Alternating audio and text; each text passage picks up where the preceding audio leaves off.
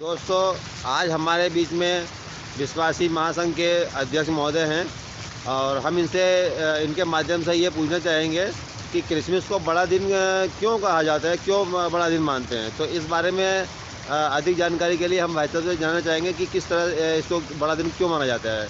जी देखिए, जैसा कि जब हम स्कूली शिक्षा प्राप्त कर रहे थे तब हमने भी सुना था कि बड़ा दिन आ रहा है, बड़ा दिन आ रहा है। तो हम भी यही सोच रहे थे कि ये बड़ा दिन आखिर में क्या है। पर जब हमें मालूम पड़ा कि क्रिसमस को ही बड़ा दिन कहते हैं। मैं आपको क्रिसमस के बारे में बहुत संक्षिप्त में एक छोटी सी हिस्ट्री बताना चाहता हूँ। वैसे प्रभु यीशु मसीह का जो जन्म है वो इज़राइल के अंदर हुआ है और इज़राइल में जो ठंड है वो सितंबर के महीने में पड़ती है, ऐसा सुनने में आया है। और कुछ सूत्रों के अनुसार ये बात प्रमाणित भी हो गई है कि हाँ, इज़राइल में जो ठंड पड़ती है वो आपकी सितंबर और अक्टूबर के महीने में पड़ती है। परंतु फिर क्या कारण है कि 25 दिसंबर को ही बड़ा दिन कहा जाता है। तो मैं आपको बताना चाहता हूँ कि प्रभु यीशु मसीह का जो जन्म है वो तो सितंबर या अक्टूबर के महीने में हुआ था और उसका कहीं पर भी कोई उल्लेख बाइबल के अंदर तो नहीं लिखा है। परंतु क्या हुआ कि प्रभु यीशु मसीह के जन्म होने के बाद 300 साल बाद एक राजा आता है और वो राजा सूर्य देवता की उपासना करने वाला एक राजा होता है और उसने इज़राइल के ऊपर अपना आधिपत्य स्थापित कर लिया।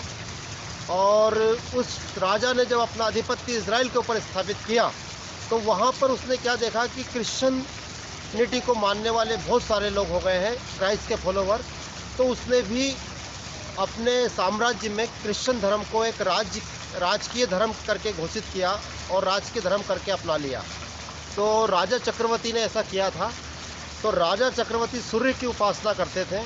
तो उन्होंने फिर क्या किया कि 25 दिसंबर के दिन सूर्य की उपासना का दिन था, उन्होंने उस दिन का परिवर्तन करके वहाँ पर बड़े दिन को घोषित किया, क्योंकि 25 दिसंबर ही एक ऐसा दिन था जिस दिन एकदम बड़ा दिन होता था। उस दिन छोटा नहीं होता था, उस दिन वो दिन बड़े दिन के हिसाब से माना जाता था। तो सूर्य का जो दिन था उस दिन को प्रभु यीशु मसीह के जन्म के दिन के रूप में उस राजा ने तब्दील कर दिया। परंतु वास्तविकता में 25 दिसंबर प्रभु यीशु मसीह का कोई जन्मदिन नहीं है, इसका कोई प्रमाण बाइबल के अंदर नहीं मिलता है। परंतु हाँ, एक छोटा सा मैसेज है, आपने मुझसे पूछा तो मैं आपको प्रभु यीशु मसीह के बारे में एक छोटा सा मैसेज देना चाहता हूँ कि प्रभु यीशु मसीह संसार के अंदर इसलिए आए थे कि दुखियों की सेवा कर सके, जो दीन है, दलित है, जिनके बारे में कोई लोगों को चिंता नहीं है। पहले क्या होता था कि धर्म एक व्यवसाय बन गया था।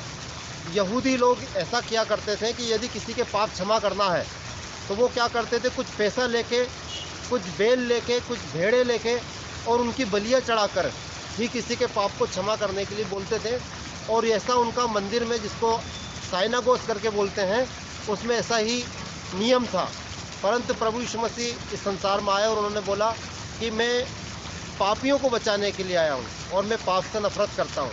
और प्रभु यीशु मसीह इस दुनिया में आए मानव जाति के कल्याण के लिए, उनकी मुक्ति के लिए अपने लहू को दिए, अपने प्राण को दिए। और वो किसी जाति धर्म से बिलोंग नहीं करते हैं, वो यहूदी थे, यहूदी कुल में पैदा हुए। परंतु उन्होंने कोई ईसाई धर्म नहीं चलाया।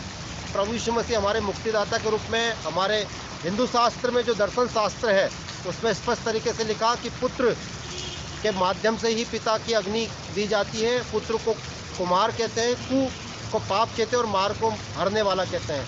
तो प्रभु यीशु मसीह मुक्तिदाता के रूप में संसार में आए। सब लोगों को क्रिसमस की बहुत सारी बधाइयाँ और क्रिसमस को बहुत अच्छे से सेलिब्रेशन करना चाहिए। परंतु मैं ये ज़रूर बोलना चाहूँगा कि 25 दिसंबर को प्रभु यीशु मसीह का जन्म नहीं हुआ था।